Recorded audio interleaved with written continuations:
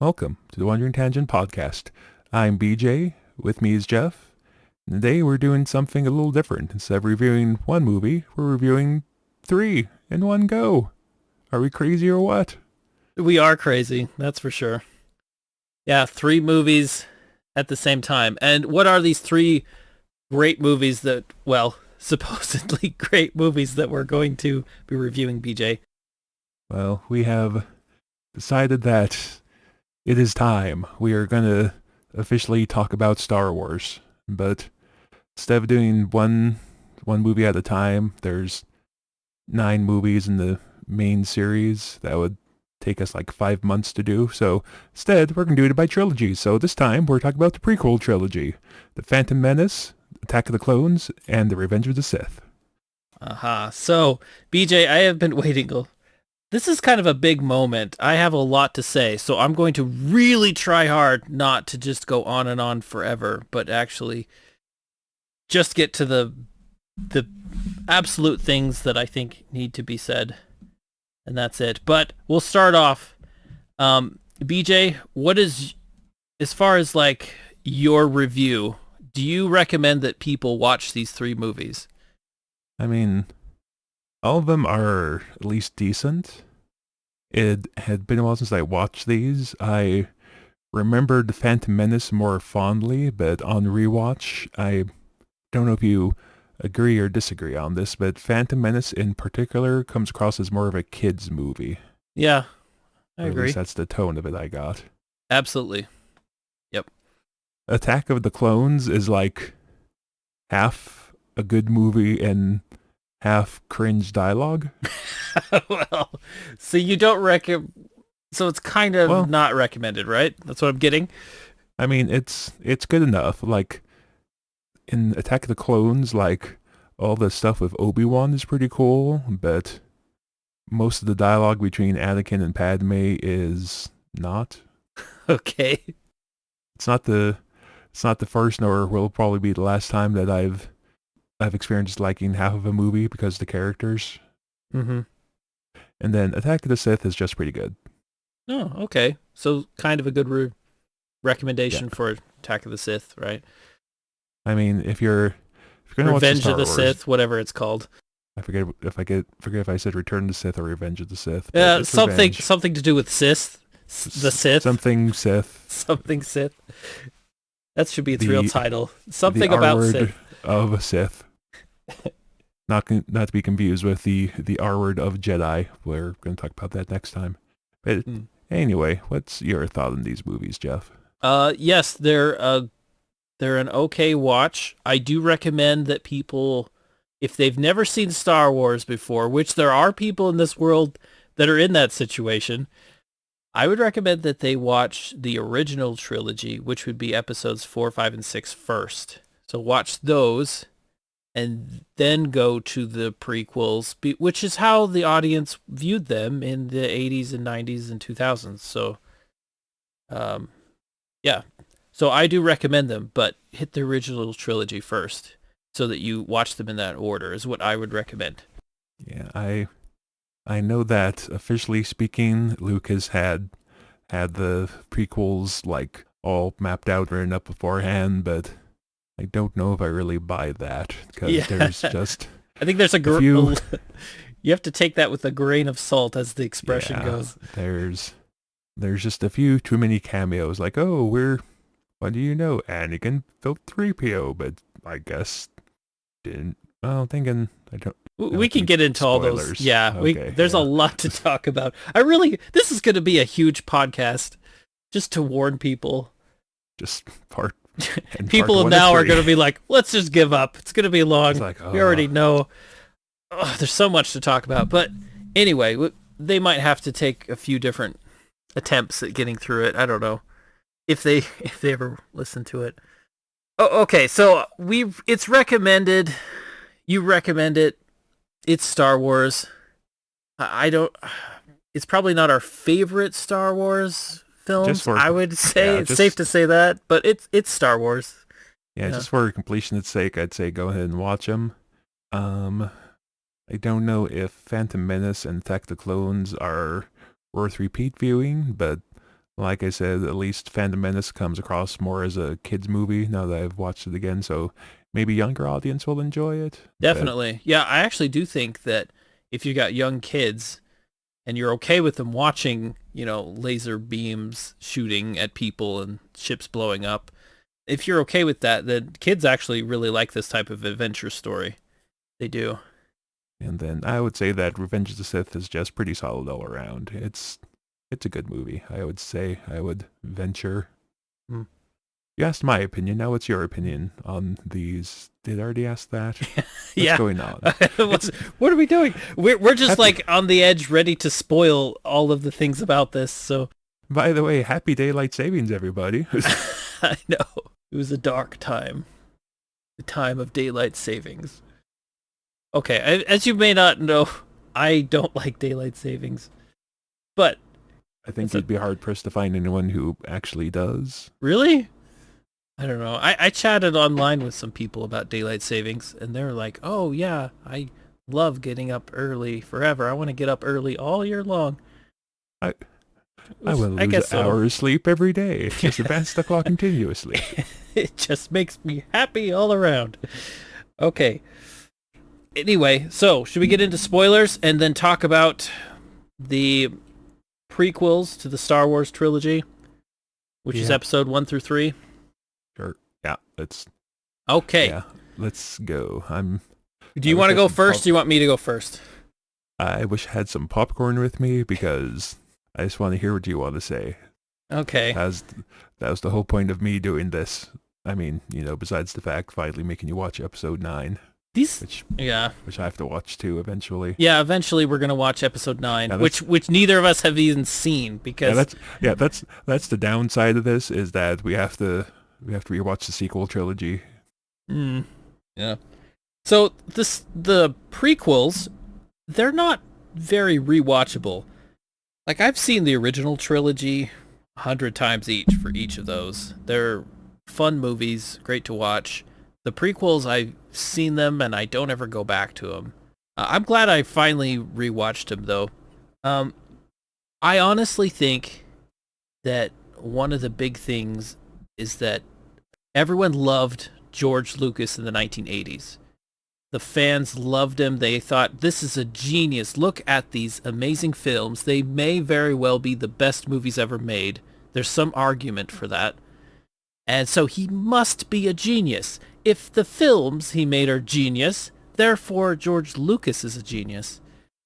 People just put all that together. And then the prequels come out, and there's this, like, okay, but this isn't what we were used to between 77 and 86. Like the episodes 4, 5, and 6, they're just so much more entertaining and lively, and there's a tone about them that just draws you in. But the prequels seem very slapstick weird. They seem to not be the same sort of serious movies that the other ones were. So people then decided that, okay, these movies aren't as good as the other ones, therefore George Lucas is not a genius. And a lot of people started to not like his work as much. And then when he made changes to the original 4, 5, and 6 films, he made a bunch of additions to them with computer animation, and people didn't like that as much, so they're kind of lost. They're like, how can he make these great movies and yet suddenly he's not reproducing the same stuff again? It's weird. It's like you had this great artist, Michelangelo, and then he creates all these great things, and the next thing you know, he's painting these things that just look like stick drawings. And it's like, what's happening here? And I can give you an answer to my long, drawn-out question, and that is that I think George Lucas is an extremely creative person, but his creativity is just very specialized to just a couple of things. He's been a great producer for a lot of big projects, but the problem is you can't give the credit of the Star Wars success to just one person. There were so many things that just came together in the right way. But I think that at the heart of Star Wars, George Lucas and his creativity is kind of like the skeleton that everything fits onto. And so the prequels, I think, could have been just as good as the episodes 4, 5, and 6 that came in the 70s and 80s. I think the potential was there, but it couldn't go all the way because once George Lucas comes up with what he wants, you needed other people to come in and fix the broken pieces. And I don't think that fully happened with these. The other thing is there's a lot of other things with like the CGI, which was great at the moment these movies came out, but honestly, looking at them today, you can tell that this is the first big attempt at computer graphics. They're not as good. And I generally don't like computer graphics at all in movies. I think once in a while they make sense, but they're used so much, and a lot of times they just look cartoony to me. Anyway, go ahead. I'm through my first monologue. First monologue. Okay, allow me to instigate another one then. So, I'm gonna ask you a hard-hitting question right off the bat. Do you think that your preference of the original trilogy over the prequel and the sequel trilogy has anything to do with nostalgia? That is a great question. Very good question. Because I will freely admit there's some movies I want to watch for this podcast that I have fond memories of, but I don't want to watch them again because I am afraid that I'm viewing them with rose-tinted glasses, you know? Yeah.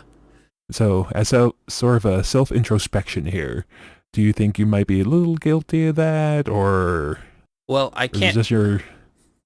Or is it just your general distaste for computer graphics over practical effects, even though one might fit the situation better than the other?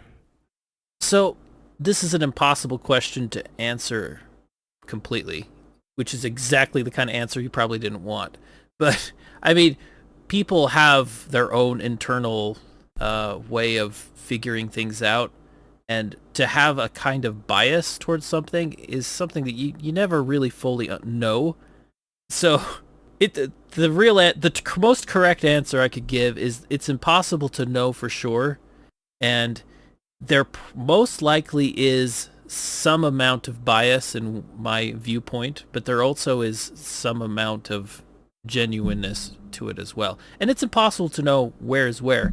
If I had to really deep down try to come up with the best way of being honestly answering that question, I would have to say that I think there are. I think that. Okay, so I can answer. I can do it. I can do this. Okay, I can. Okay. I was gonna see if I could give sort of an example to kind of help you guide your opinion here. So. But in short, I think to a little bit yes, but mostly no. I think I'm mostly correct in my opinion, but there probably is a few pieces of bias in there that I don't even know about because you can't really understand bias to a full extent, in my opinion. Go ahead. So kind of let's give an example, shall we say? You brought up I forgot what they even called them, and they re-released them, the special editions of the original trilogy where they added in a few special effects, maybe a scene or two. Are you one of those people who are deeply offended that they added some special effects to some of these shots? I'm not even talking about like the obviously tacked on scenes like where Han talks with Jabba the Hutt in episode 4. By the way, we're gonna be spoiling all these movies, so just hang on, folks. Yeah. So the answer, yes, I am offended by that, to be honest. Oh, I'm not gonna lie. I'm not gonna lie. I'm okay. If George Lucas wants to do that, then that's cool. It can be cool, but just when you release it on disc, have both available. Have the original theatrical cut there, and then have another disc for your fancy new one that you think is better. And that would satisfy both. And you could make that available as like some sort of extra gold deluxe thing that people buy. but it's not even available now. You can't go and buy the original Star Wars. It's been blown away. I think that's actually tragic. And the one thing that I have against George Lucas, the only one thing, which I don't even know for sure if this is his fault completely, because I don't know all the ins and outs of it, but the original trilogy is not there. It's gone. That's not good. It's not good. That's like a piece of history. So, yeah, I do think that it's kind of a big loss to America, to the world's culture, that these movies are not readily available to people to see them as they were back then, back when they got their awards and everything. They need to see that version. And the problem is these new things they've added in, they might be visually have some visual coolness to them, and they might really help to open up the world because they had little tiny sets they had to deal with. But these original movies were really well edited in their original release. And the timing and the pacing and just how things lined up was really well done. And it's almost like it's so perfect that you might even call it like an accidental, like somehow it accidentally ended up being so amazing. And when you, so yeah, I don't like any of the new stuff.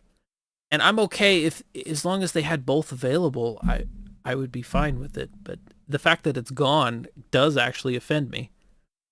I must admit, considering the fact that you, on this very podcast, made the argument that Star Trek The Motion Picture might be the best movie ever, complained about how a few added scenes affect the pacing.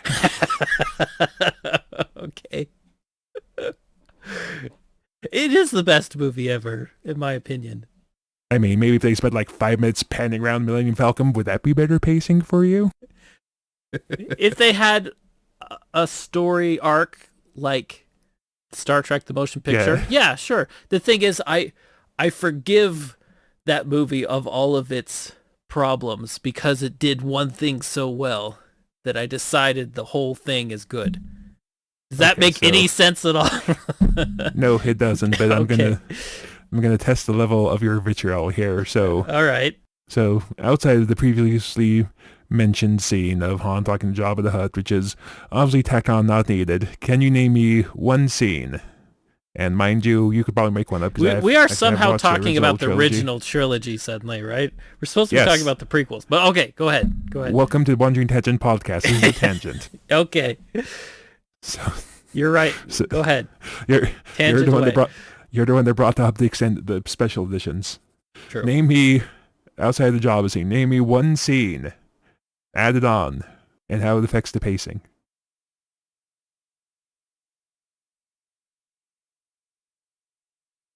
Okay, well, I'm going to keep that long, awkward silence in when I edit. I'm calling your bluff. I didn't watch these movies recently, so but when they go to Tatooine and they go there and there's like all those other scenes of them going, so when they go to Tatooine and there's all these other scenes of animals doing things and different stuff, and the CGI is there, and it doesn't flow because you have these really nicely crafted both puppets but also people in very elaborate costumes, and then you have this CGI thing that looks kind of cartoonish. A lot of people love CGI computer graphics, but to me it's not that different from just like drawing an elephant on the screen. Suddenly it doesn't look real to me unless it's done extremely well. Then it's really awesome, but unless you really push the envelope, it looks tacky. I don't usually like it. You heard here, folks. Jeff's least favorite movie is Who Framed Roger Rabbit. See, actually, I do like that movie a lot because it's supposed to be. Cartoon rabbit run on, Jeff. It's supposed to be there. The problem with the remakes of the Star Wars films is that the animations, it just doesn't belong there in the universe. It looks so good originally, and there were a couple scenes when they were filming where they're the like aliens walked around a street corner or something, and it didn't look right, so they just cut them out. They kept the best stuff, but it looks so much better in the original one. And I think George Lucas was very brave to pioneer a new way of making films and to bring in computers into all this, but I think they've been overused. I don't think that they are as realistic looking as some people pretend that they are. I honestly think that there are matte paintings that look better than computer graphics in some of the scenes. Like with these prequels, you look at Naboo and all the buildings and everything. I think a matte painting would have looked better. You would just have to animate the water and then just have the city there, maybe add in a few birds or something that for with computers. But to have the whole thing computerized, it just doesn't look real at all to me. It looks kind of too fake. But if you go back in time and put yourself in a movie theater the moment it came out, people were wowed by the new special effects. So I get why he liked that. But then he made the prequels, and then actually this happened before that. Before he made the prequels, he started adding in computer animation into the original trilogy, which was kind of a new novelty thing. I remember going to the theater excited to see A New Hope and Return of the Jedi again, and to see all the new computerized additions that they added to it. But I don't think it's as good. I think like in the scene where Luke's in the cave on Hoth and the creature's coming, I think the pacing is much better in the original one, where you don't see the creature and you know that he's coming. You can hear the monstrous noises that it's making, and you don't quite see it until it's like right up on you, until it's right there in front of the camera.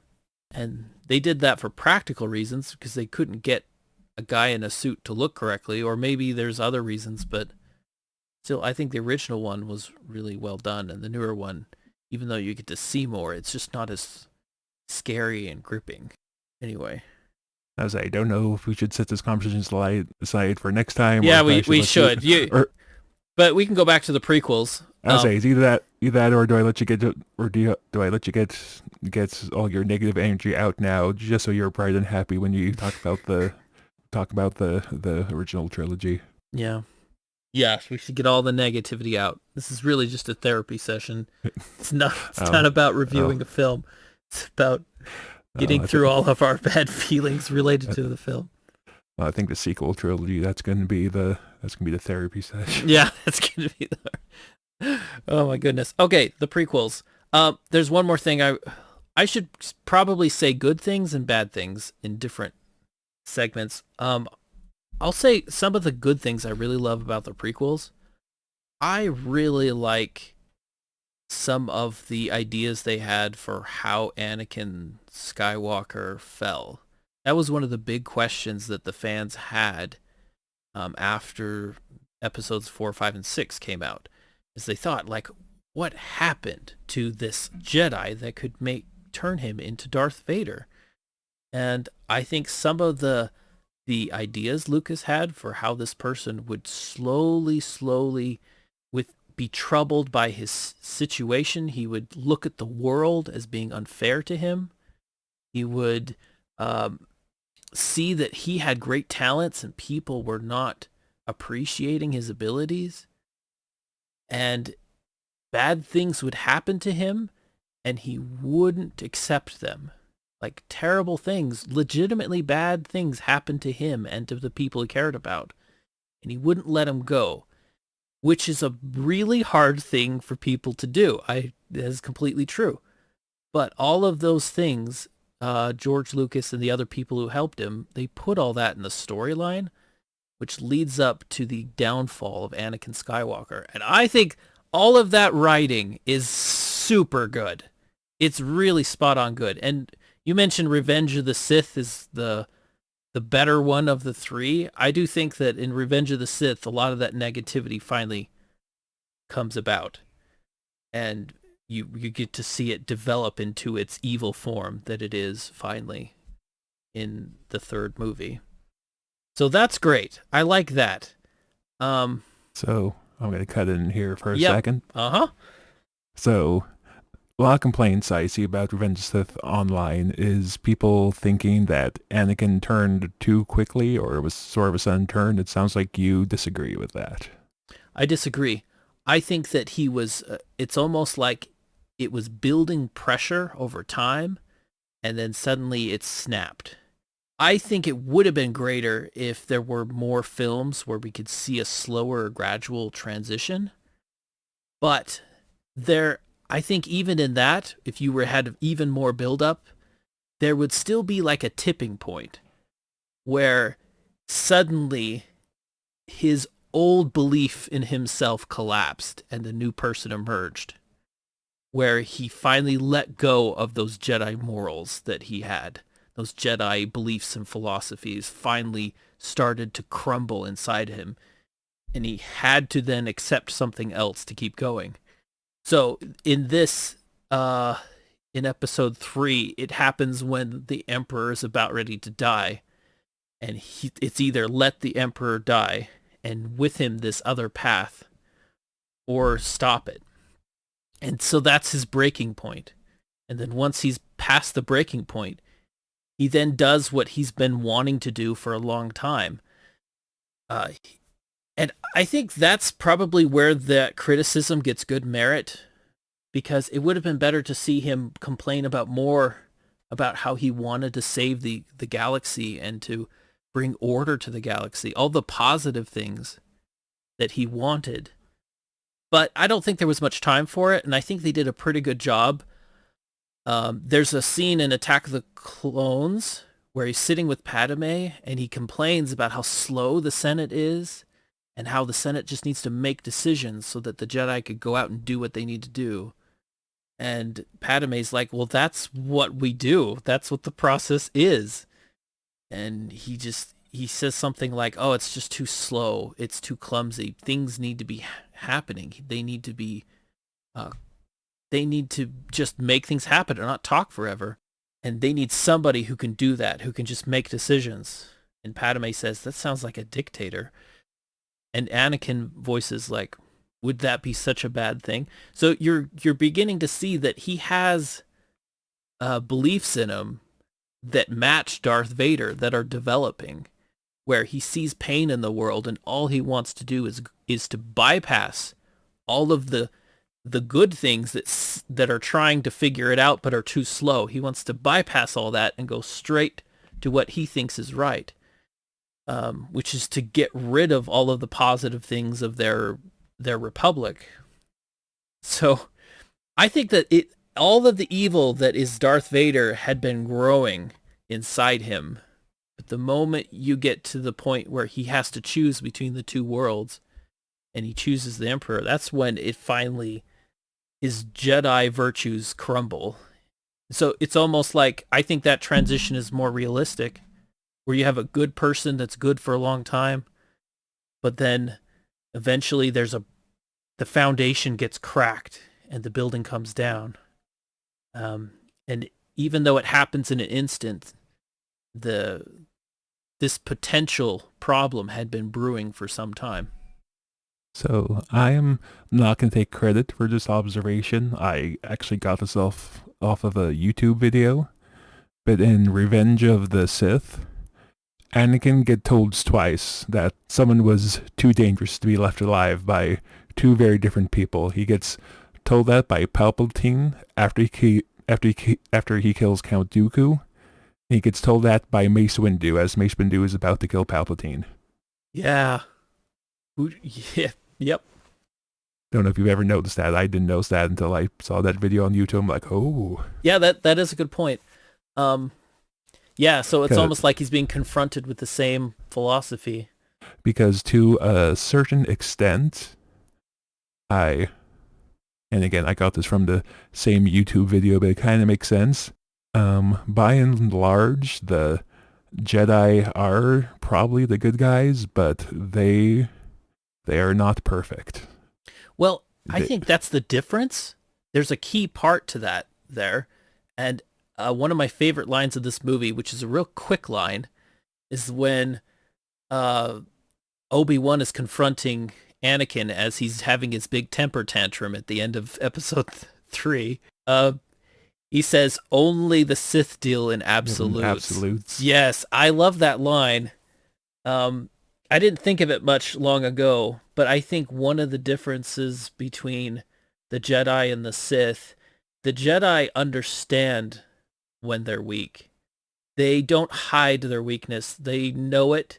In fact, their beliefs are to understand it and to embrace it and to not hide from it. And whereas the Sith, they believe they are powerful. They don't believe in that sort of thing. And they also believe that their enemies are all against them. So to them, they justify what they do because they have absolute beliefs. They believe they are the ones who should rule the galaxy, an absolute belief. They don't question those things. Well, I'm sure you've probably heard or read this argument before, but well, bringing it up here just as a logical continuation. Is not saying Group X only deals in absolutes an absolute? That's a good question. And the idea is that no, because the Jedi believe in the philosophy of not dealing in absolutes. But it is not. Yeah, but so basically, what you're saying is it's like not Obi-Wan. If you call the looking Sith at Anakin, saying only Sith deal in absolutes, then drawing the saber, is that not an absolute statement? No, I don't think so. Okay. It sounds like I've just walked into a brick wall, but no, I don't think that's not what an absolute state. Pardon me while I only. Okay, here's on the side. We need the quote from it. I think I have the quote written down.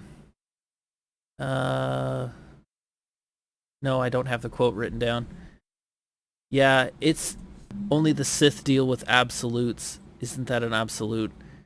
I think that that's just a technicality that you're pointing at. I think the principle, the idea behind it, is that you open your mind to understanding yourself rather than being fixated on a simple answer to a problem that is an absolute blanket statement towards things. I'm not describing it very well, but I think that it's a very interesting comment, but it's really just more of a technicality. Go ahead. What's your opinion? Absolute statements, according to my search engine, absolute statements are defined as things that are absolute in one way or another. They are not relative or comparative. When someone says grass is green, for example, it implies that all grass is green in any location at any time. It doesn't leave much room for variation, so it is a complete statement. Is not saying, going by the literal definition of an absolute statement, is not saying only Sith deal in absolutes, an absolute statement. I don't know. Maybe it is from a technical point of view, but I think the point of what Obi-Wan is saying is different than that. So it's a fun criticism, and I'm glad that people came up with it, but I just don't think of it in terms of what the line is really trying to say. Okay, so kind of breaking away from that single quote and getting more to the spirit of it. You believe the Jedi are guiltless in this whole thing? I think I think the difference between the Jedi are not like flawless people, as you mentioned before. I think what makes the Jedi good and the Sith bad is their mentality is really the difference. There's a reason why you can only have 2 Sith and you can have lots of Jedi. The Jedi share wisdom with each other. They also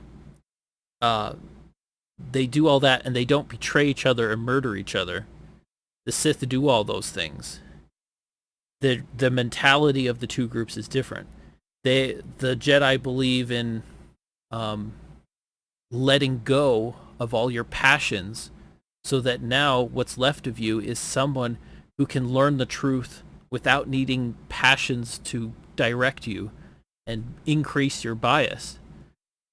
But the Sith, they embrace all those passions, and they allow their bias to run rampant, to do whatever it is that their own personal bias wants to do, including thinking that they should be the dictators over the galaxy, because they absolutely should be the answer to the problem, and there shouldn't be room for anyone else but them getting power. And the Jedi don't believe in accumulating power. They believe in just learning and preserving the peace. And keep in mind, this is really a fictional story, so it's not like these stories have to be philosophically perfect. I think they just need to be trying to portray something artistically to people. Yeah. Very good question. So, what do you think? Go ahead. Tell me the truth. What do you really think, PJ?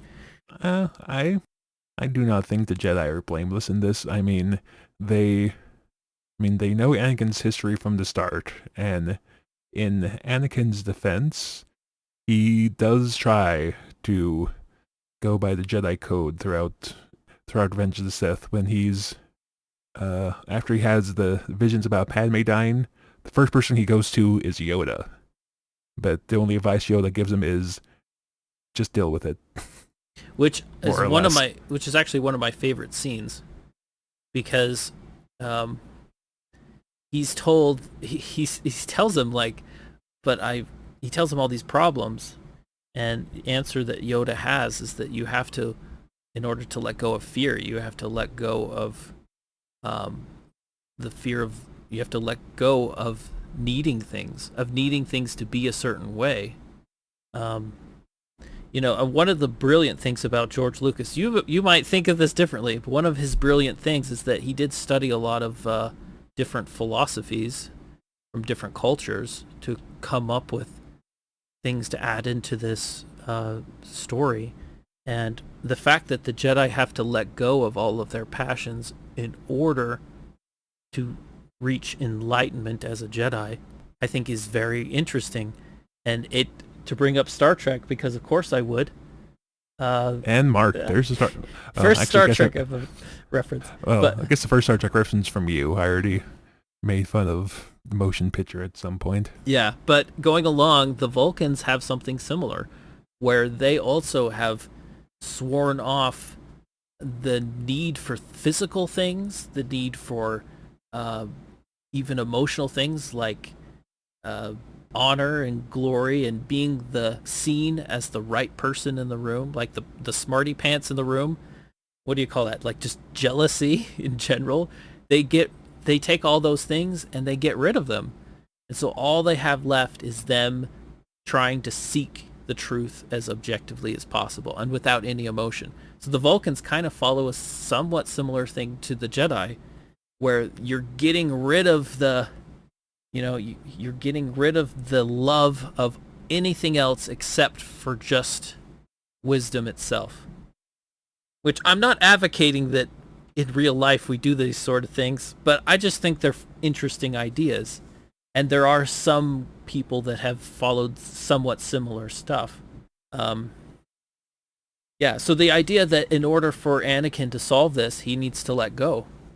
And I actually think there's a lot to that. In fact, if he would have let go, he would have followed Yoda's advice, he would not have become Darth Vader. Which, according to everything I think about, that makes sense to me. But anyway, go ahead. What do you think? I'm just having fun poking the bear over here. Okay.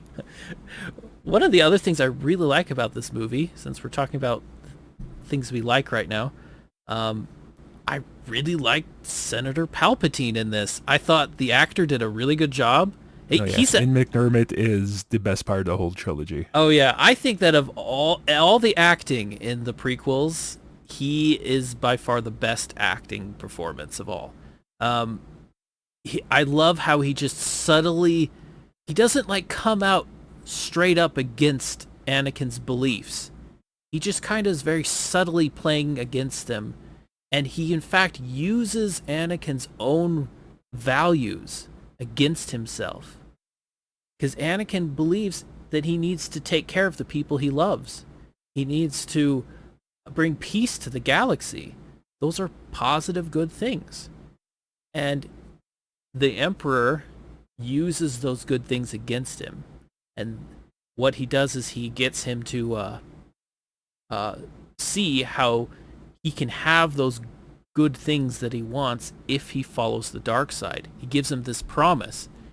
You can have what you want. You can't have it from the Jedi, because the Jedi are all about sacrifice for the good. You don't need to sacrifice when you become a Sith. You get to pursue what you want, and you get to use all your passions however you want. The story, the way it folds out, you see that once his passions are unleashed and he starts acting like a Sith, he even just turns against the good things that he wanted in the first place, like peace in the galaxy. He doesn't get that. In fact, he creates a dystopian world. And then he even hurts Padme, which is like a cold reality of the story, where he is the person that causes her death. It's kind of chilling. I don't remember seeing this originally. Obviously it was there, but when I saw it this time and they see Padme, she's going away in her casket and she's died, and in her hands they have the necklace that Anakin gave her still there. I just thought, wow, that is chilling. She got a bad boyfriend, lost everything, but she still has that token of that guy he once was, and it was just, I have to admit, it's just a cold, chilling scene to see that. It's very bitter. Anyway, go ahead. What am I supposed to go ahead about? I know, I just think... So, Palpatine's a big part of this, and I love how he lures him to the dark side using Anakin's moral strengths against him. And he pushes him to view everything as against him. Palpatine wants Anakin to see the Jedi as against him. He points out how the Jedi aren't doing what he thinks they should do. They aren't making him a Jedi Master. They're not appreciating him, even though he really is probably the toughest Jedi in the whole group. And he's young. You know, he's extremely powerful. And they're not seeing his potential. The reality is the Jedi are more concerned about people's wisdom and well-being and understanding than they are about their power. Because the Jedi are all about bringing peace to the galaxy. So, your ability to control yourself and follow the Jedi principles is more important than your power to use the Force. So, with Anakin, it's very easy for him to look at the Jedi as all against him, as not appreciating him for what he is. It's like to put another example to it, it's like a classic Benedict Arnold example from history. And like the Benedict Arnold story, he had fought this big battle and had won, but he didn't get any credit in the newspaper for it. Nobody gave him any credit for his success. And then he got an assignment he didn't want, but he tried to do his best, and people slandered his name for a political reason that had nothing to do with him. So he's been humiliated, and it's just been a hard go at things. And then he eventually, went over to the British side because he just felt so disgruntled. And the irony is that he did it right before he was about to get everything he wanted, because George Washington was going to come and give him a command, and he was about to get what he needed from finally.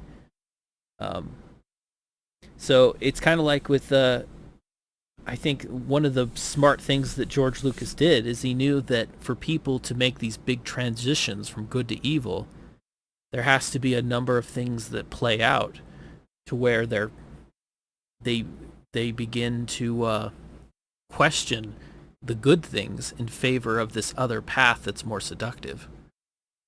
I don't know. Am I making any sense?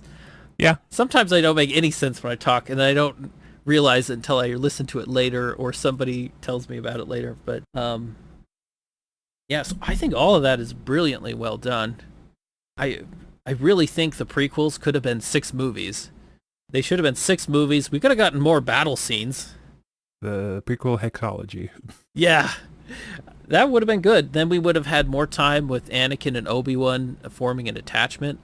You know, one of the things I will say negatively about these movies is that I don't feel like the acting was great for most of the people, and there are a lot of good actors in this movie.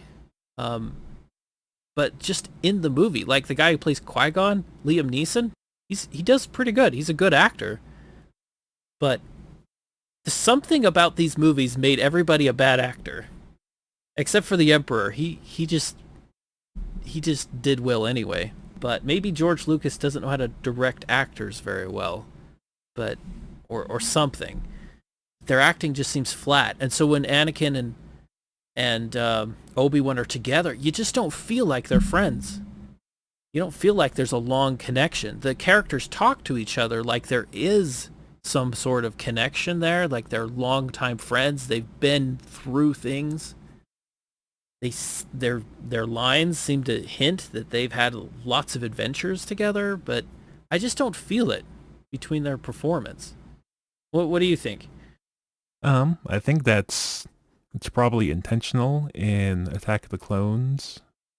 I think they do a reasonable job of establishing that there's a more friendly relationship between the two in most of Revenge of the Sith. Obviously, up till the end when they try to kill each other.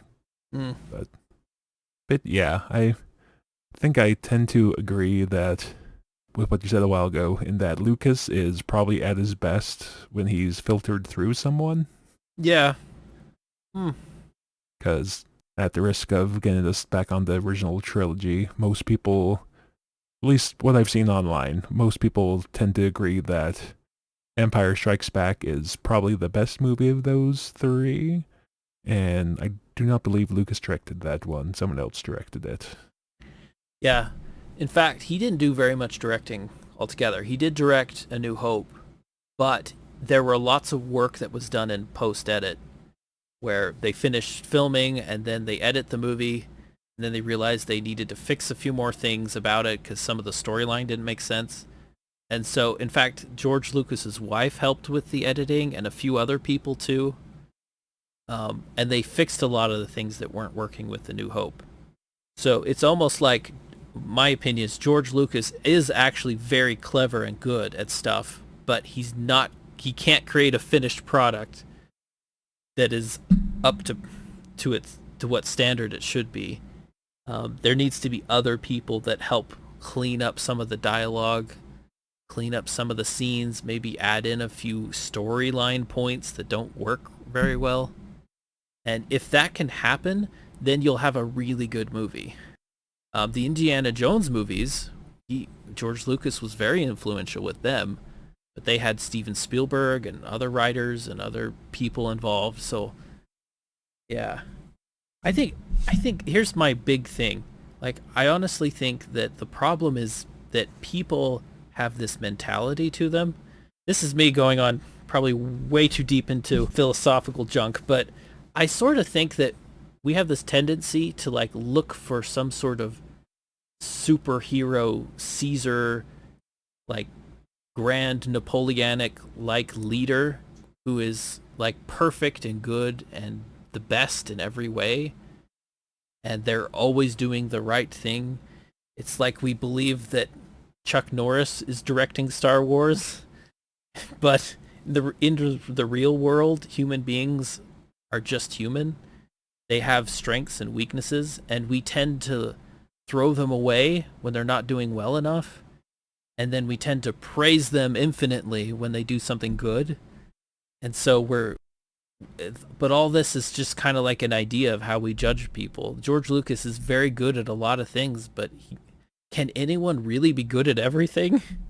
I mean, even Steven Spielberg's had a few movies that haven't really done well, that haven't been very popular. Like, you don't find people in Hollywood that have been superstars very often, and they've done like every movie they've made has been perfect. And if you do find a few people like that, chances are they've only made a few movies. They haven't made like a lot of movies. They haven't turned one out every few years or something. So I think we have unrealistic expectations over George Lucas. and we have from the start. We expected too much, and then we sort of throw him away when he doesn't perform as well. I don't know. I guess that's just the way the crowd works sometimes. Yeah, there's You're like, I'm gonna edit most of this out. no, this is all staying in. That this part of the podcast. This is actually probably gonna be a pretty easy episode to edit because I'm just gonna sit back and just let you run. Just let me go on and on forever. Yeah, there are things I want to say about what happens after Lucas, but that's probably better served to hang on to till we talk about the sequel trilogy. Yep. I will mention one other thing, We'll though. save all that vitriol for one epic below. Okay, but I do have a list of things that I think should be changed about the sequel, which is obviously impossible now. But if You mean the prequel? Yeah, the prequel. Yeah, I'm sorry, prequel. Yeah, so if somehow I had a magic Harry Potter style wand and I could just experimento endo edit the movie-o or some sort of weird spell and cast it into the past and fix the prequels, I have a number of things that I would change about them to make them different. Hang on, ladies and gentlemen, we're about to get the Jeff fan edit. First thing I would do is that I would actually only have the droid army in the first film, because when the droids in the first movie, they all get shut down when the command ship blows up. That is a great segue into why the Empire then decided to make a clone army. And I think that the Federation, the Trade Federation, should have had the same idea. They should have thought, droids are great, but they tend to like shut down or get turned against you, or droids in Star Wars are never predictable. You can kind of get them instructions and tell them what to do. They don't always do it correctly, and you often end up with a mess, but they're very needed because most of the time they do all right. So to give like an army of droids guns, I think would be problematic in the Star Wars universe. And you really want World War II style battles in this movie, because that's really what Star Wars is. It's like World War II in space with a bit of a cowboy style and with like samurai fighting each other. It's kind of a mix of all these different things together. So I think it would have been better if you had the clone army of the Republic versus the clone army of the Trade Federation, which I think is like a bunch of rich people conglomerations. It's like the Senate versus a bunch of different business organizations that are united together, that the Emperor has somehow got them all to get along and to be in a big fighting group together. But if it would have been clone against clone, I think that would have been better. And I think if these movies were made in the early 90s or late 80s, they probably would have been more like that. But when you hear the word clone army, BJ, like the War of the Clones, or the Clone War, like that title. I was waiting for this. I'm like, he's going off in this big thing. It's going to end with the Clone War should have been clones fighting against clones. I knew that was coming. Well, when I was a kid and I heard about the Clone Wars, and Luke says, "You've been in the Clone Wars?" I thought, hey, that sounds like a great bunch of movies that could be made. But it's not clones. It's like, because you wouldn't, it's not a name. You wouldn't say Clone Wars because only one side were clones. I was going to say, I feel like at some point in our history, I have heard this rant. Yeah, what's a good example? I don't know of any good examples, but when people name a war after somebody they fought, when they name a war something like that, it's usually after the people they were fighting. And so you wouldn't call them the Clone Wars. Because, I mean, I don't know. I guess that's not a great example. But still, I think droids versus clones doesn't work, especially because droids would just decimate the clones. Because machines are so much better than humans. It's just that machines are not as reliable. So you would want clones because they're more reliable, probably. At the very least in your head canon. Yeah, at least in my head canon. They actually, there's in Battlestar Galactica, they do that story arc very, very well, where they explain the reason why they put people into spaceships to fly around like fighter pilots is because the Cylons are good at hacking computers, so they can't rely upon computers as much because of that. So they keep their computers segmented so they're not connected to each other, and they have to put people in machines a lot more often because of that. So it's an excuse, because in the 1980s nobody thought computers would be so good that you wouldn't need people to control them. So Star Wars needs something like that. And one of the things I like about in the sequels is they talk, in the prequels, is in these movies, a lot of times they talk about how droids are great pilots, and they usually have a droid in the ship with them as they're flying around, which I think is interesting. They have an astromech droid there to actually do a lot of the flying for them, and they're just there trying to direct the droid as to what to do. So I think that's an interesting idea. You take this really smart artificial intelligence, and then you put it with your ship. You have like the AI and the human working together, which I think is another smart thing that George Lucas did. Okay, so the first thing in the Jeff Fan edit is that there was clone on clone violence. You said you had a list. What's point number 2? Yeah. Well, I would have. Hold on. Let me bring up my notes here. Was there actually more than one point, or did you just want to make your point about the clone armies again? No. I'm trying to remember. I had all this like thought up in my head. Did I call the wrong bluff? No, okay. No, I do have things. So I would have, there's a big problem in Star Wars. It's not so much a problem, but George Lucas originally said there would only be 2 villains. There would be a master and an apprentice for the Sith, which is great if you're only going to make a few movies, but if you're trying to write about a whole universe, that's very difficult when you only have 2 villains. And so at some point in the Star Wars storyline, I think there should be a place where they would actually diverge into having multiple Sith, more than 2. And the only way you could get that to work is if the Sith somehow didn't know about each other. Like there was a Sith cell operating outside of another Sith cell. That makes sense? Because the Sith do not want to teach more than one apprentice, because if you do that, your apprentice is essentially your pawn. It's your tool. If you create 2 of them, you don't need 2 of them, and they might turn against you. You really want an apprentice that you can control and manipulate and can do your bidding for you. And they don't want to they have multiple Siths because that's too much power that they may not be able to control. But then the problem with that storyline is now it's really hard to have a lightsaber battle because you keep running out of characters. And then you have to bring in new ones all the time, and it's hard. So I honestly think they should have broken that at some point and say that there were multiple Sith cells. Like you could have Darth Maul killed, and if he decides to not follow the Emperor anymore, he could get his own apprentice.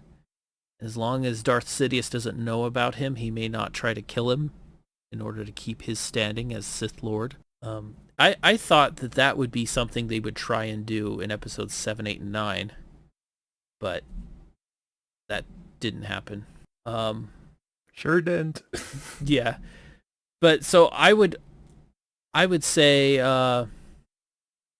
yeah, it's hard because you want to have good lightsaber battles, but it's not really something you can have so easily. So that would have been an option if they really wanted more bad guys. They could open that up at some point. But that's not really a thought against the prequels, though. The other thing I would do is that I would probably have Padme and Anakin be closer to the same age. It's a little bit weird with her being older. I don't know. I actually didn't Okay. it didn't bother me as much this time. When I was little, I always thought that was weird that she would be so much more older. But I'm not gonna touch that one. If you want to keep going on it, go ahead. I'm not gonna touch it. it's fine. It's fine. But anyway, what else would I do? I would definitely have the actors try to become more natural with each other. I think that they're trying to be like these characters. They're trying to be professionals so much, like they're professional Jedi, that they don't seem human. And like with Alec Guinness, he was very much a professional like Jedi who knew what he was doing. He'd always point Luke towards where he needed to go, and he had good insight. And when he was teaching Luke and when he interacted with other people, he would speak in like lines that got straight to the point. And so he was very professional, but he also just seemed like a human, like a normal person still. I think a lot of the acting is just very robotic in the sequels. And Natalie Portman, she's a good actress, but I think this must have been early on in her career, and a lot of her lines just seem very bland to me. And part of it could be that, I mean, you can have a character that's very mellow, and they're mellow because they're a person with a lot of restraint to them. They have to act that way because, I mean, they're like a senator. They're someone important, or they're a Jedi. But I think that the story loses a lot from not having people that are more normal and human and genuine. So, long story short, to make prequels better, you would have them act better. I would have them act more like in the original series, where their banter was more human. And and I would fix a lot of Obi-Wan's banter. Obi-Wan, when he does do banter, he sounds pompous. He sounds like he's like he's some sort of uppity person who looks down on other people. And I don't really like that as much. I don't like Obi-Wan as he's portrayed in the prequels as much. When the only time where he's delivering lines that I think is really good is when he's yelling at Anakin and he says, "You were supposed to be the chosen one. You're supposed to destroy the Sith, not join them." Yeah, I actually like his delivery on that, but everywhere else he seems he doesn't seem the right kind of calm to me. His calmness is more empty than it is calm. Okay, but I can get into more stuff that I think would be different. Wait, I want to play devil's advocate real quick here. So, what you're saying is that a bunch of people who you said not too long ago are supposed to be trying to restrain their passions are acting robotic? Yes. What a concept.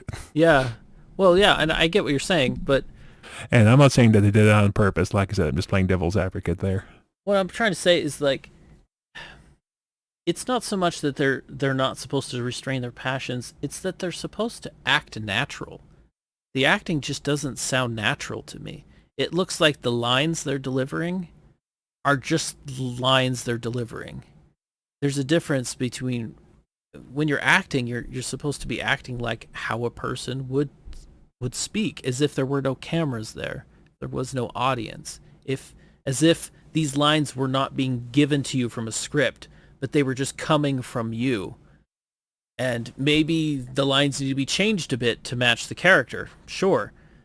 But I really do think that one of the things that turned people off of this movie was that the acting wasn't natural enough.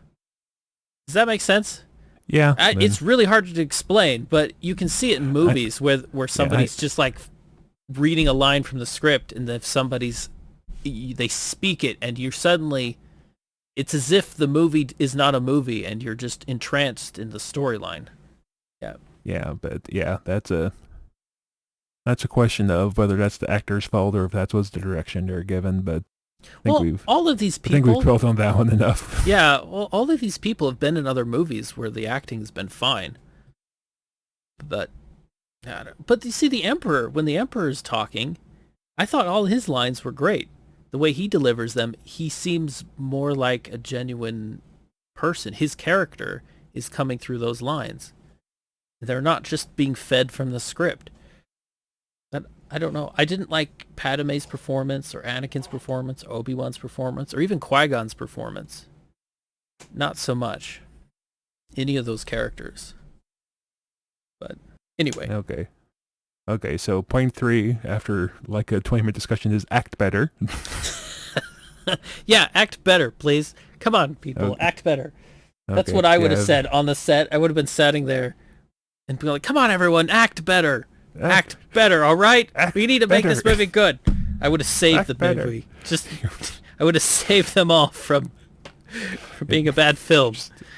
Anyway, it's a movie by Jeff, and like all the old No Secrets actors are just act better. Anyway, did you have any other points? Tatooine.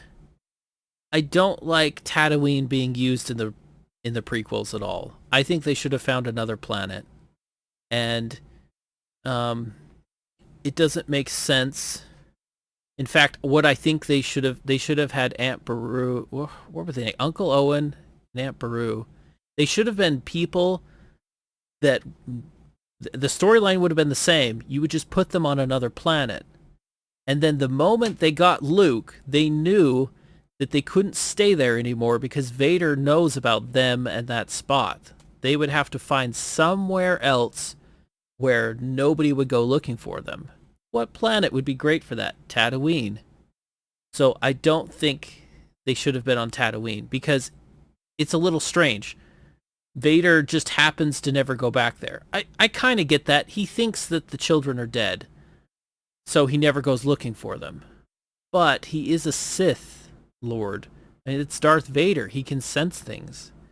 Maybe it would have been better for them to not be on Tatooine at all, and instead have another planet. It would also have to be in the Outer Rim because it would be a dystopian planet, and then you don't have to have Tatooine in there at all. Anyway, this is a big universe. You can have lots of planets. So I would have taken that out completely. Just had another planet. And the original Flash Gordon was set up in such a way that the characters would go from planet to planet to planet, and all the planets would be different. So you'd be on a desert planet, and then a wintry planet, and then a forest planet, and then you'd be on Earth, where there's cities everywhere, and then you'd go to Emperor Ming's palace, and it'd be a big, huge building on a rocky planet. So you'd have all these different places you go to, and I think Star Wars tries to capitalize on that. So you would, it doesn't want to go to another planet that looks exactly the same. So you have you ever? I'm gonna cut you off. Yeah. Have you ever thought like how weird it is in sci-fi that there's all these planets with like a single biome? No, actually, I have thought about that, and that may not be as weird as you might think, because even like the Earth's history has had like a snow phase where the whole planet was filled with snow.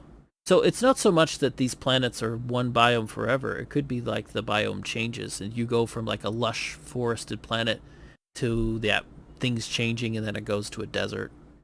And I don't know, something like that. But I honestly, if you had a planet that was all a desert, I would imagine it would be really hard to live there. It would probably be extremely hot. And suddenly we're talking about Dune. Yeah, and suddenly it becomes this discussion about Dune, which I think in that story they all live on like the North Pole, the coldest region of the planet or something. I've heard of that. I haven't read the book, but yeah, with Tatooine it might be the same thing, where most of the planet's unlivable and they just live in one little region area. Wait, so that's your only Dune experience? Is like your only experience with Dune like the 1980s movie? 1990s? Yeah, I didn't even see the new movie. I don't really like to watch new movies, generally. Yeah, have all those special effects. Yeah, all those special effects and stuff. Anyway. Yeah. Okay, do you have anything else to say, or? Oh my goodness. I felt like I had 100,000 things to say, and then now the microphone's here. Well, I'm like, I don't know. What else? Well, I prodded you into this fan idea. I didn't think it would go on for like a half hour. Oh, wow. We're already to an hour. An hour and change.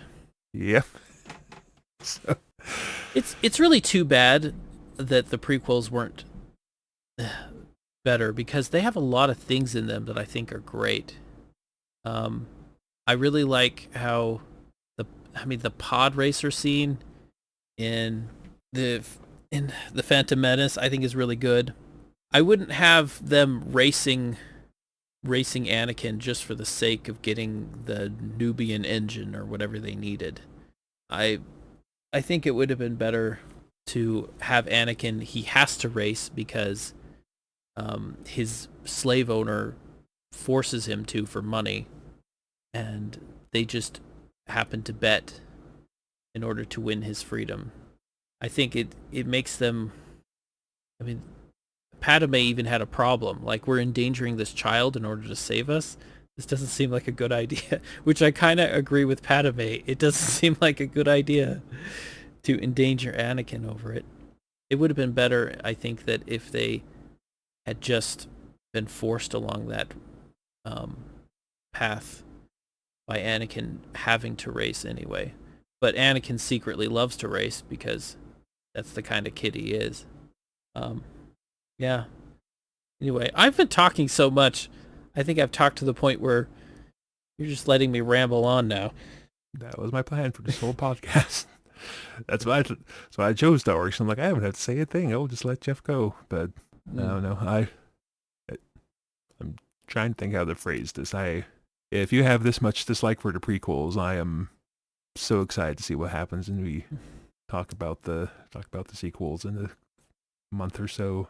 I know, and I get why people say you're just a nostalgic person, that you love it because it happened when you were young.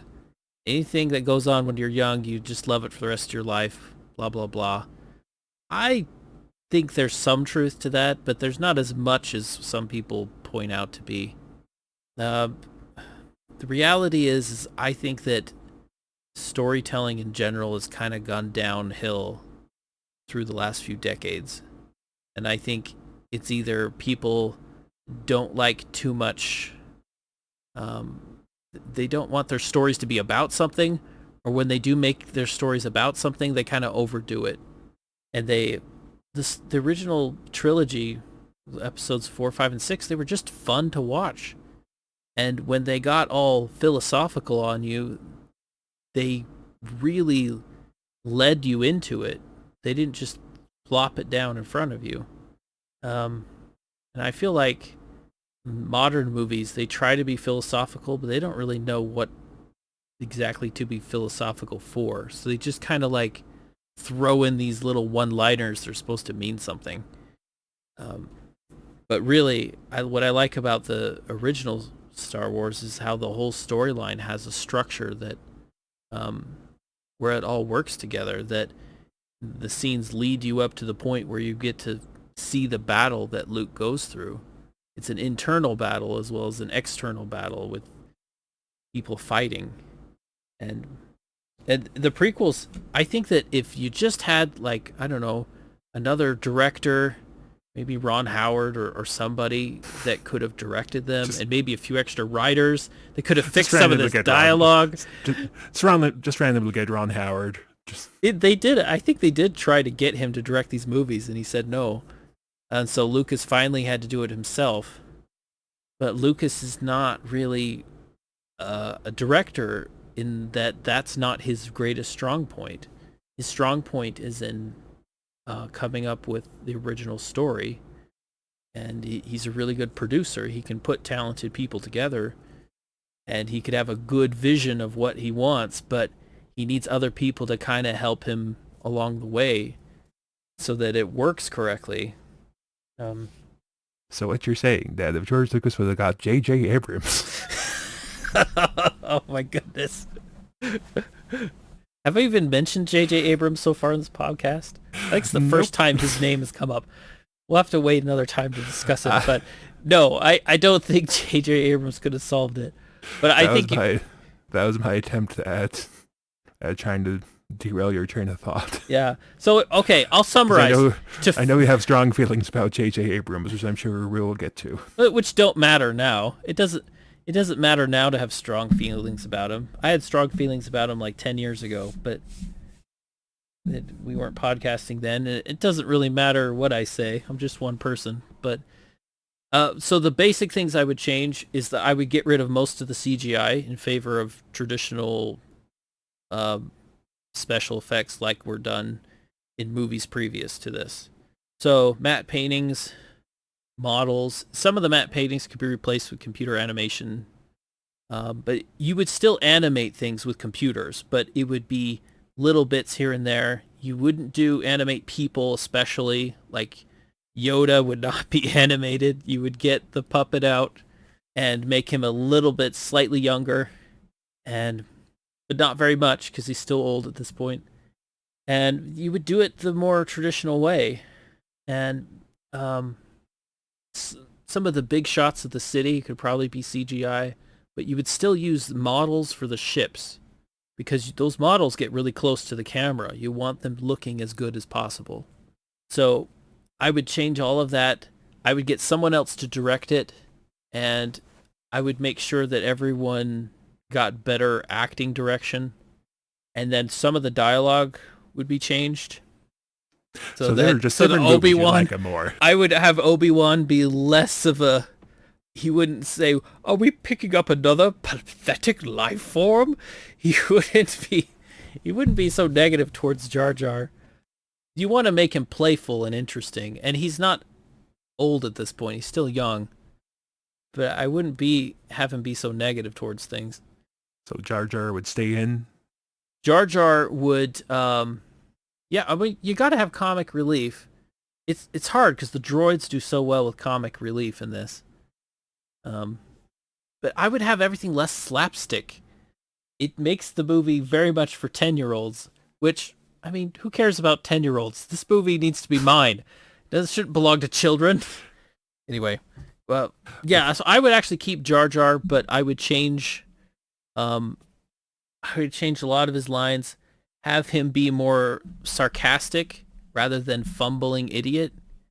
I would have him be very much a sarcastic guy who C-3PO is kind of sarcastic like that. But he would be just a simple-minded person with a little sarcasm that would be... But, you know, it's hard because I would actually make him a little bit more of a tougher Gungan guy, like an actual good fighter. I wouldn't directly play him up as the comic relief because I don't think he fits well in that because he helps them out so much. He helps them find the Gungans, and then he becomes a senator.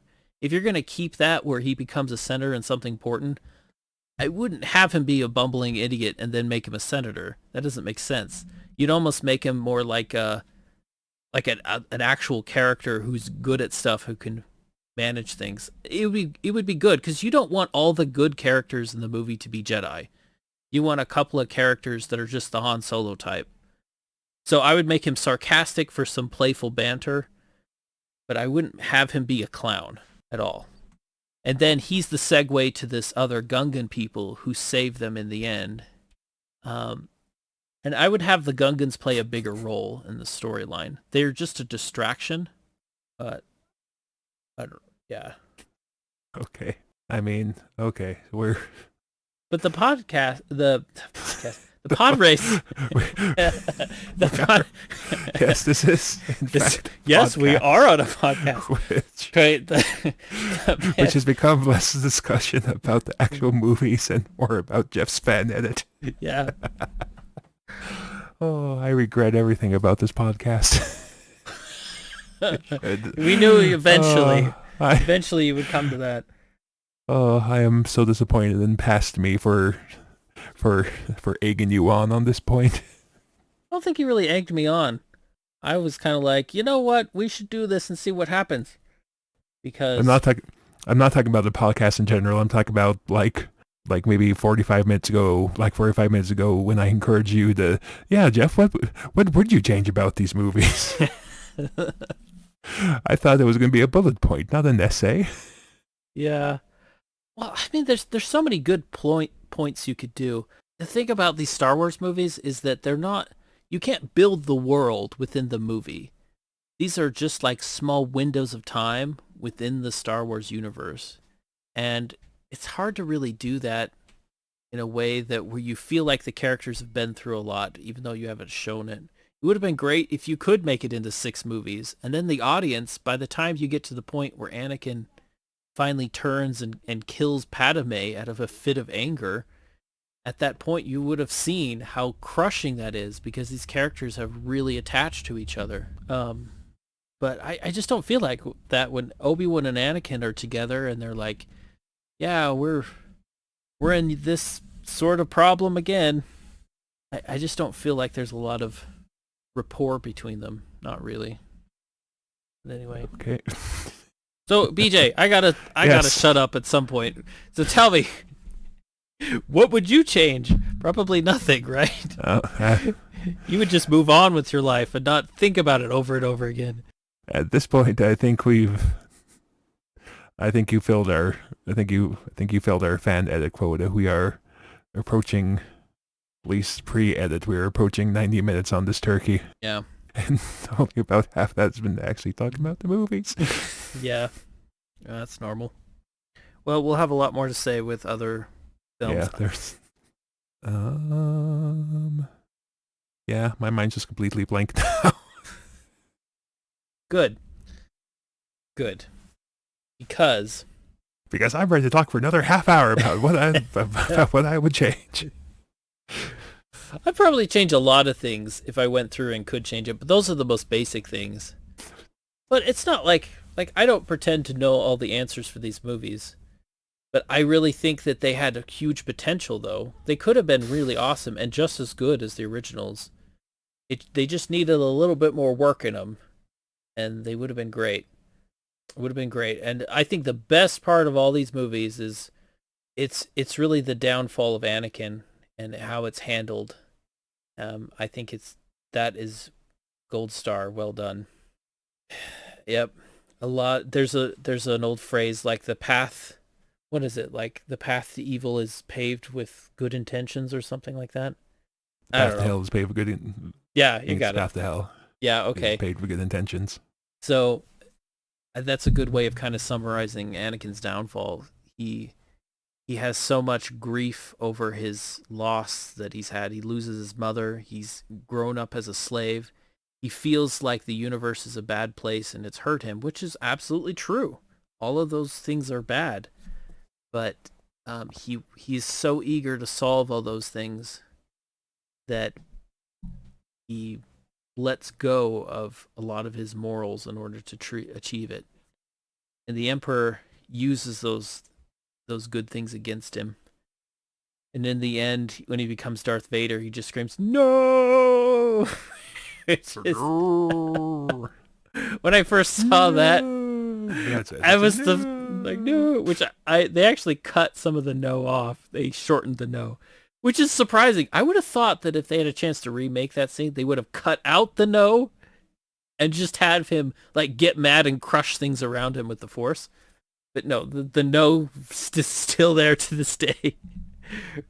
But when I first saw that, I just laughed. That is not the Darth Vader we know. No. Well, I mean, theoretically speaking, it's not Darth Vader we know. I mean, it's literally him in his first 3 minutes in the suit find out that his wife died, as compared to the guy 20-something years later who is Stone Cold Killer. So, yeah. It's still not... He did the same Darth Vader. I see, if I was directing that scene, which I would never be because I'm just me, but I would say, make it like a gripping no. Put some sort of agony into it. Like, no is... It would have been like, no, something. You would have been... You're just saying no in the same tone over and over, Jack. Do you like this one? No. No. No, that is not what I would have made it no. I would have made it no. It would have been like They would have been like sharp. I don't want to do things dramatic because it'll scare people. But I don't know. The one that's scary fan, but just like, no! Something. Been like, no. I don't know. There's so many different ways you can say the word no. Suddenly there's people knock on your door. What's going on? No. Are you okay? Every time I do it, it's like ridiculous silly. I would get a real actor to actually do a real emotional no, where it's gripping, painful. I would get a real voice actor, not James Earl Jones. Speaking of really good no's, though, I'll tell you, the best no in an acting loss, William Shatner, Wrath of Khan, he loses Spock, and it's not a Darth Vader no. It's not a no. He sits there and he goes, no. It's not even, see, that to me is what a real human being would do. They wouldn't sit there and go no and put their arms in the air. That's very cartoonish. But see, Star Trek knows what's going on. Well, just simply says no. It's a no, like it's a surprise. He doesn't want it, but what can he do? It's just perfect. That no is a good no. It's also two very different scenes. Yeah, that's true. It is different scenes, but I do like the no in that scene. I thought that fit the scene perfectly, that one line. But the no that Darth Vader gives just doesn't fit the scene at all. I would prefer him to say nothing and to just crush everything around him and for all the droids to scatter in fear. And the Emperor to just be pleased that this power is now under his control. So basically the same some sort of dark scene like that. So basically the same thing, but just without the no. Yeah. I mean, basically the same thing without the no. Would have been fine. Yeah. Okay, we're getting back to Jeff Edit. I'm trying to steer us away from that. What did you think? Okay. Jeff Edit got enough time. No offense, but... Okay, I'm going to try to get you to speak to more things. What did you think of the music of the prequels? Good. It's good? I mean, yeah. I agree. How many hours did we sit in your basement playing the old Star Wars D6 RPG to the same 3 CDs? I don't remember that, but that sounds about right. We listened to Star Wars music while role-playing in the Star Wars role-playing game? Of course we did. Because of course we did that. Okay. Yeah. Yeah, we read the stats wrong.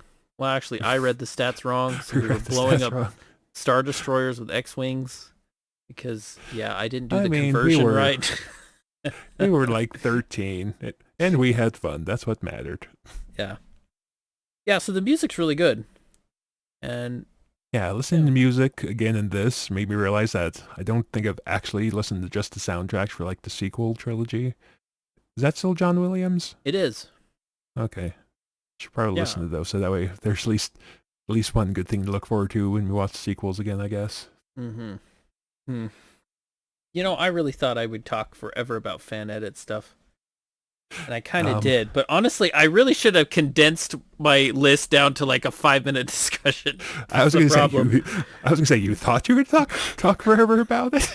I feel like there's so many things to say about each different scene. It's impossible to go through it all. I hit the most general things, but yeah, the basic thing, you would have gotten like someone to direct it, like Ron Howard.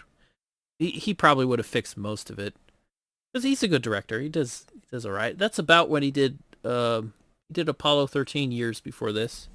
And George Lucas tried to get him to do Star Wars, but he was like, no. Best way not to make a bad movie in Hollywood is just to turn down a lot of projects, I guess. Turn down anything that you know will eventually not work out. But I think there's some... Okay, I'm stopping real soon. I'll just make one last point, and then you can say what you want after that. And that I do think that a lot of people argue that there's nostalgia. You just love the originals because you were a kid at the time. We do overlook a lot of the limitation of those because we were young and we just like them for what they are. But some of that is true. But I think that a lot of the charm that the original had is just not in the prequels. It's not there. And they're just not as entertaining to watch. So I would rather rewatch the originals than to rewatch the prequels. That's the least surprising thing I've heard from you all day. Yeah. Yep. Yep. I think. Yep. So Yep. Nostalgia's a thing, but come on, it can't be that big of a thing. It's a component, but it's not the end all and be all of every opinion. Well, I guess we'll find out next episode, because I actually don't remember the last time I've sat down and watched the original trilogy, so we'll find out. So if I say anything negative, Jeff will reach through the internet and kill me. Yeah, because I deal in absolutes. Those movies are absolutely good, BJ. Only podcasters deal in absolutes. Except that it's not actually an absolute. It's just a fun play on the words, or whatever you said an hour ago. Point is that, yes, people who deal in absolutes, the Sith that deal in absolutes, they're just always filling their heads with, I'm good, I'm the smart one, and they're the dumb one. That's, according to Sith logic, it's all based upon, I'm good and they're bad. Therefore, I will rule the galaxy. I'm the one who knows what they're doing. Because good is dumb. Because good is dumb.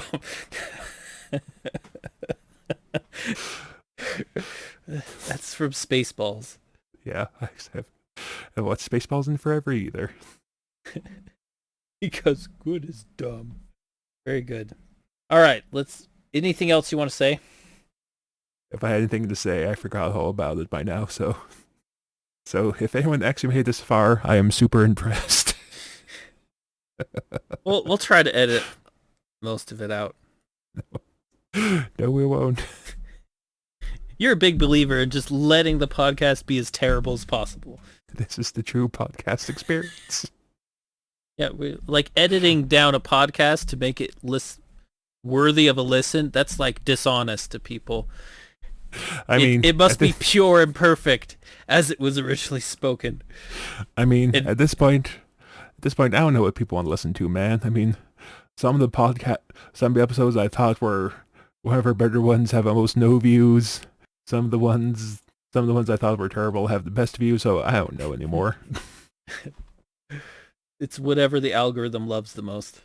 It's like somehow The Burbs has like literally 10 times the views of Princess Mononoke. Yeah, Princess Mononoke. Nobody wanted to listen to that one. I thought we had a good discussion going on there. Like 3 times the views of the original Godzilla. So I don't know what the people want, man. For all I know, now you know what people in Hollywood feel like. Like, I don't know. I make all these movies. What do people want? You just don't know what they want. It's like they don't know what they want. It's like, for all I know, this episode could explode. You're going to get like, not that people have a way to contact us, but there's going to be like people post on Facebook. Hi, I'm a famous Hollywood agency, and I want Jeff to write my next sci-fi movie. Not Star Wars. Yeah, it'll have lots of aliens, lots of goo. When the aliens, like everywhere they go, there'll be like goo and slime, and there'll be explosions, lots of lens flares. Every scene should transition with a lens flare. And then actors, you don't need to hire good actors or experienced ones. Just like pick people randomly. You pick out what go down to... You pick out what you fought against. Just go down to like a line at the DMV or somewhere and just like pick 5 people. It's like, all right, this is our cast. It's like, you, act better, go. Yep. Okay. And you don't need to worry about storylines with big holes in them, because people usually gloss over those anyway. You need to have something cute in it, and then you should be good. Like some small furry creature that can be a action figure or a stuffed animal, and then your marketing is taken care of. Yeah.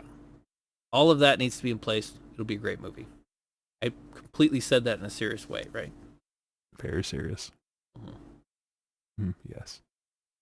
Then at the end, everyone walks into a star. And they walk into a star. They walk into it.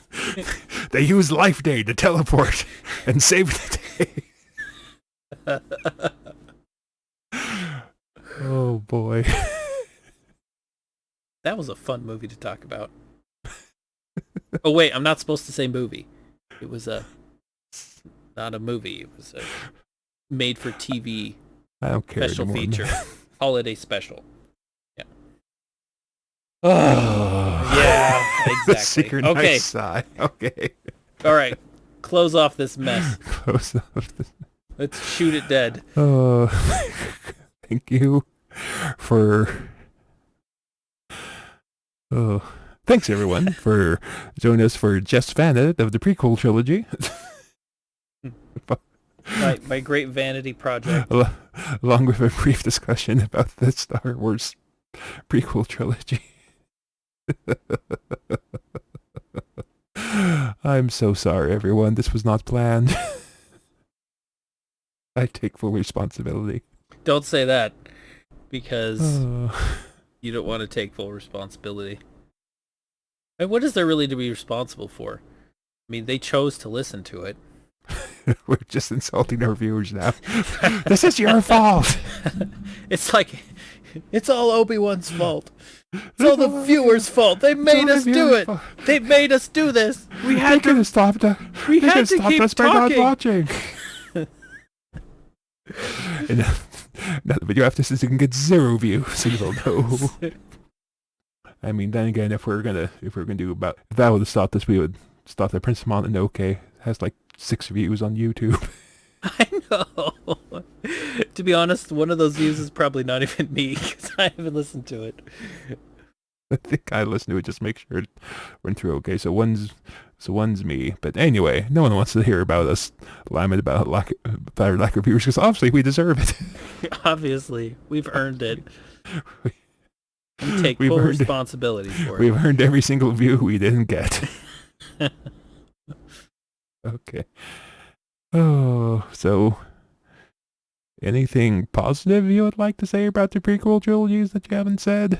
I said a few positive things. It wasn't all Like negative. an hour. Wasn't all negative, and then after that, they just totally remade the movies after making fun of George Lucas for adding in a couple of scenes to the original trilogy. But after that, Well, Anyway. I mean, I actually do like George Lucas.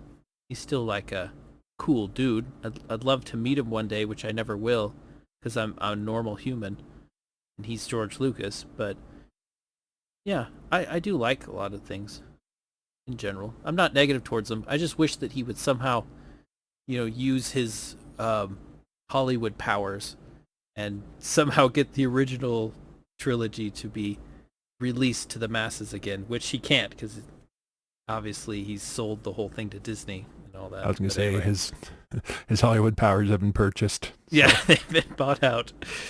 We'll talk about that in a couple of weeks, I guess, or I guess about a month from today when this gets released, because next time we'll talk about the original trilogy, and then after that, you thought you heard some negative stuff about this one. Oh boy. Indeed. I don't know if it's going to be possible, but I kind of wish there's a way for us to like be on call and watch episode 9 together, because I don't know. Because the only reason why I think I got through episode 8 was because I was watching it with you and mutual friend, and we gave it the Mystery Science Theater 3000 treatment. That would be fun. It would be fun to do that. Watch it and just do the recording right then and there. Oh, except then we'd have to like coordinate, and we have hard enough time coordinating the usual hour it takes to do this, but no one wants to hear about our problems. That's right. Oh, should we end it now, or do you want to pad out to the full 2 hours? No. It must end. And It is unnatural. And our and- suffer. This podcast has been corrupted by the dark side. Anyway, so I don't even know what to say anymore. Well, Thank you. because for- you're right. I mean, the whole thing, if they just wouldn't have taught Anakin, this whole thing never would have happened. It's like they had the right idea from the start. But then they're caught between him being the chosen one and him being completely not the right person to teach, because he's so full of fear. Hashtag it's all Qui-Gon's fault. It's all Qui-Gon. Hashtag blame Qui-Gon. Blame Qui-Gon. But you're kind of caught, because Qui-Gon's like, but We need him to bring balance to the Force. Oh goodness. With the right thing. That's because, all. Go ahead. Spoiler alert. I mean, he does he does destroy the Sith in the end until the sequel trilogy. Yeah, it's kind of a long path to get there, though. That's true. I guess, yeah, there's nothing unfulfilled about the prophecy from it. Technically, it's fulfilled. It's kind of like, technically, if you say the Sith, only the Sith deal with... It's like he brings balance to the Force. He ends the Sith up until the next trilogy, because oh boy. Hello.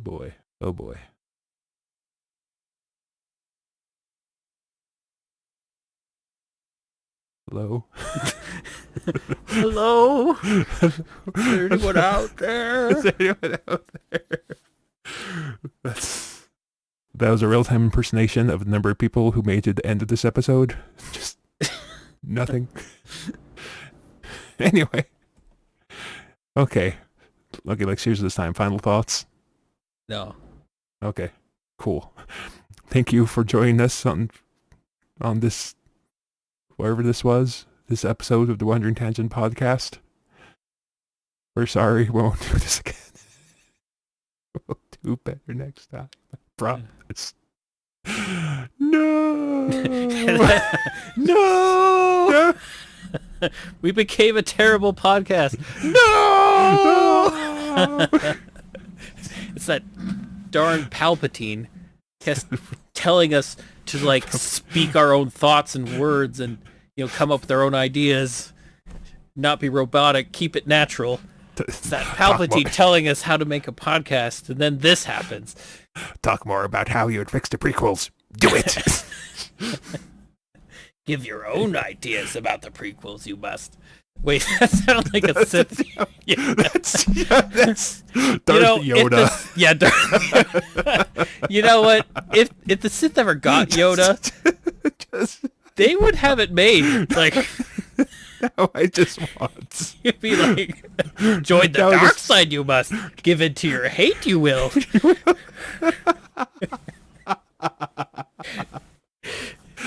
Oh, it's a shame people have to listen to almost 2 hours of nonsense to get to the good stuff. To Darth Yoda. Commander Cody. I used to have a good Yoda impersonation, back in high school, but now I don't anymore. No, Yoda. Everyone can speak Yoda. It's the universal. 66 is the order you must execute. Kill the Uglings in the Jedi Temple, you must.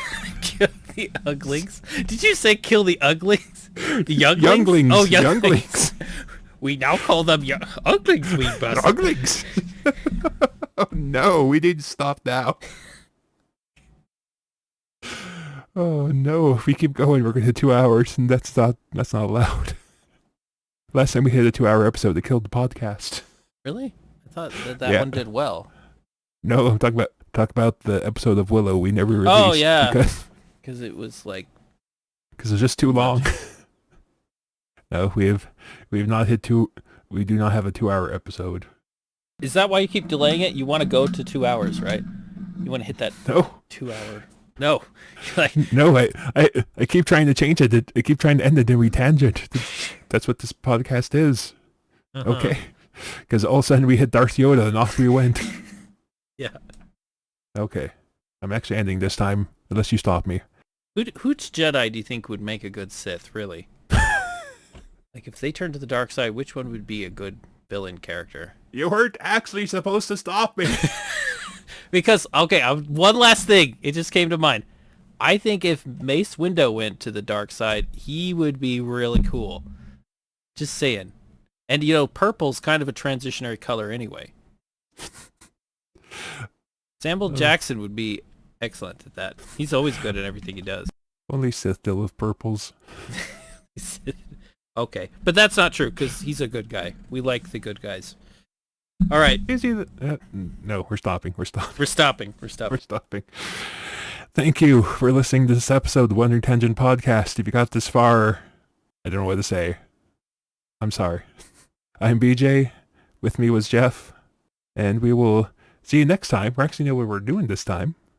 And I'm sure this has got everyone so excited to hear us talk about the original Star Wars Trilogy in a couple of weeks. So we'll see you then. And we'll end with a no. No! No! Oh, I'm trying to do Yoda. No, Yoda, no, we must say. No. No, I yell. No, I will yell. The next episode of the podcast you must listen to. Yeah. Ending now, I must. Ending now. Goodbye. Ending now, you must.